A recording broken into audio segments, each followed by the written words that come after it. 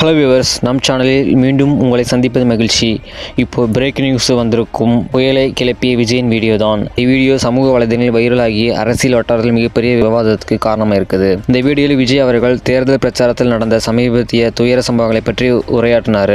பாதிக்கப்பட்ட குடும்பங்களுக்கு அவர் காற்று கவலை, வருத்தம் எல்லாத்தையும் நேரடியாக வெளிப்படுத்தினார் சொல்லலாம் அந்த வீடியோவில். அதோடு மக்களுக்கு பாதுகாப்பு தான் தன்னுடைய மிகப்பெரிய முன்னுரிமை என்று அந்த வீடியோவில் சொல்லியிருந்தார், குறிப்பிட்டு சொல்லியிருந்தார். விஜய் அவர்கள் சொன்ன முக்கியமான அந்த வீடியோ என்னன்னு பார்த்தீங்கன்னா, நம்ம அரசியல் யாத்திரை அன்போடும் மிக சிறப்பாக நடந்துகிட்டு இருந்துச்சு. அந்த அன்புக்கு எதிராக எந்தவித அபாயம் வரக்கூடாது. இந்த வரிகள் மனசுக்கு நேராக போயிடுச்சு. மேலும் உண்மை வெளிச்சத்துக்கு வரும், பாதிக்கப்பட்டவர்களுக்கு நீதி கிடைக்கும் என்று சொன்னார்.